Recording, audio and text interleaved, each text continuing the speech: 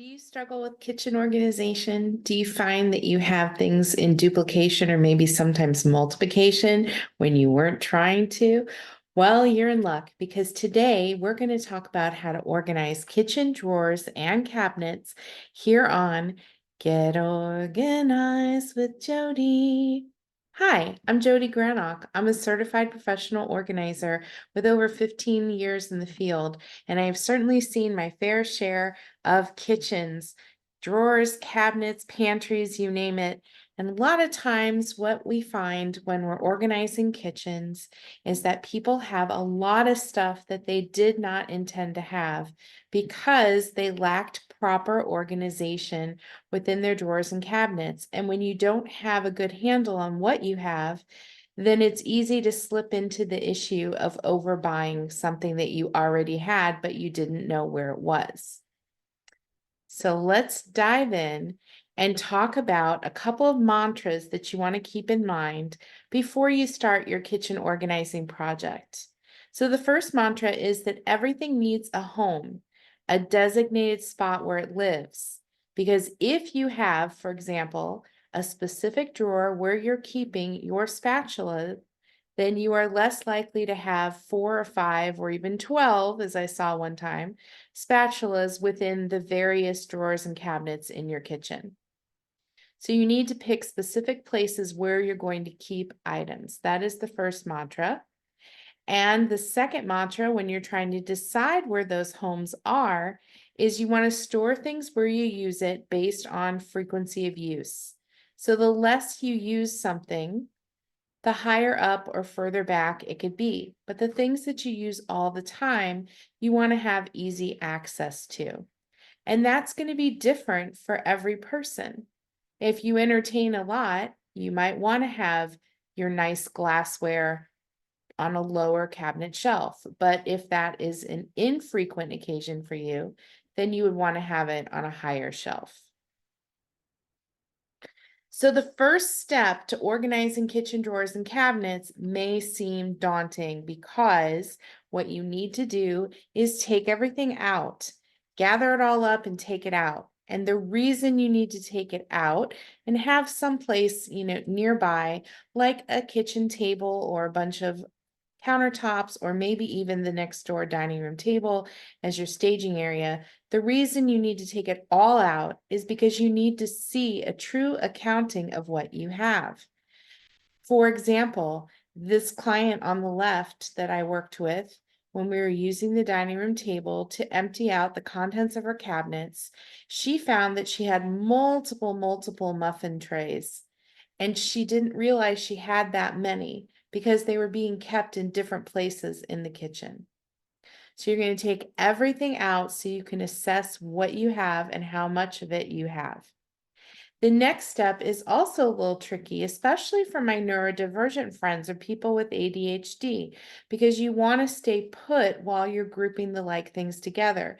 It's very tempting to be like Billy from the Family Circus cartoon strip and get distracted throughout the house and then miss out on a time-sensitive task. When you're trying to organize your kitchen, I'm sure you don't have an infinite amount of time when you sit down to do it. So if you find something that doesn't belong in the kitchen, resist the urge to go put it away because you might get distracted in the house and forget about the project that you're working on. You're just going to put things off to the side temporarily, but we'll talk about that more in a moment. So as you're in the kitchen and you've taken everything out and you're starting to group like things together, you are going to also be thinking about piles.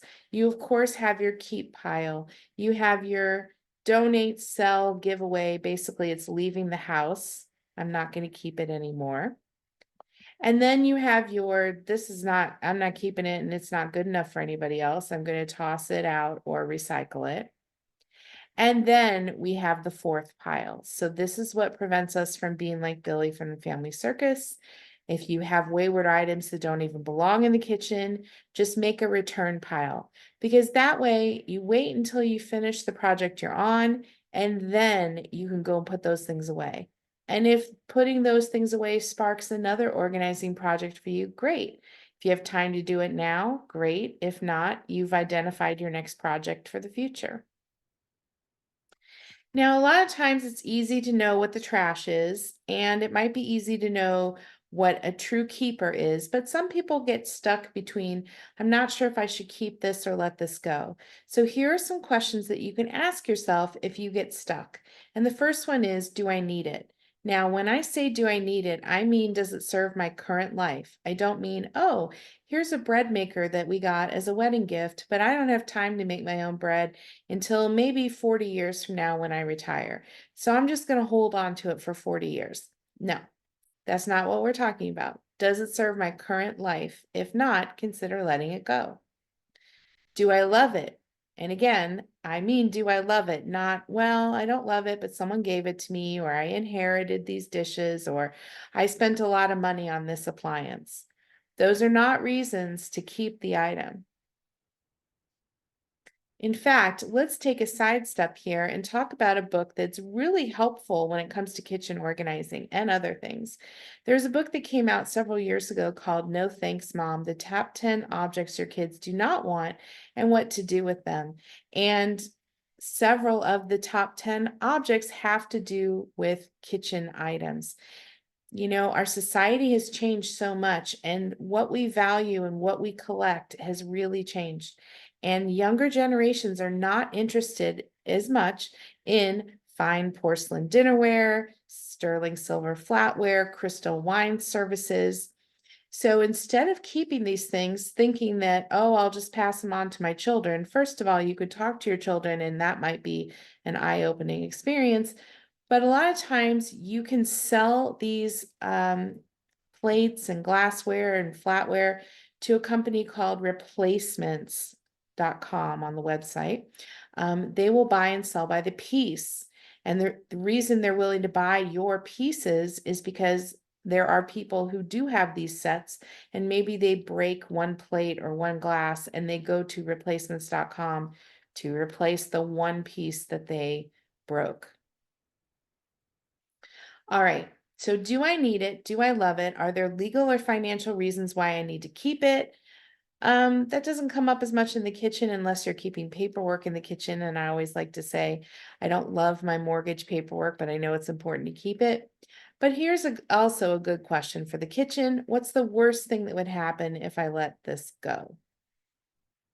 Now, if you're not sure if you want to get rid of something or not, you could try a holding bag or a holding box where you're taking your items that you're not sure that you're quite ready to part with, and you box them up or bag them up, and then you set a date on your calendar, in your phone, in your planner, and you say, I'm going to wait 2 weeks or I'm going to wait 6 months, whatever time frame you want, and I'm going to see if I go back and retrieve any of these items. And after that period of time, if I still haven't retrieved it, I feel more confident that I'm ready to let this item go. So that's one way that you can get past a stuck issue. All right, so after you have gone through everything that you took out and you've grouped the like things together and you figured out the things that you want to keep versus the things that you don't, now it's time to put things back. And when you go to put things back, go back to one of the mantras that we talked about at the beginning of this video. You want to store things where you use them based on frequency of use. So keep those like things together and think about where you would use it in the kitchen, where you would think to look for it, and then how much access you want to have. If it's something you use all the time, make sure it's really easy to get to. I encourage you to visit organizingmagic.com for more organizing resources, including our free e-newsletter and information about our monthly Zoom webinars, which are also free. And remember that new videos drop every Friday. So be in the know and click like and subscribe before you go so you never miss a single video. I'll see you next time.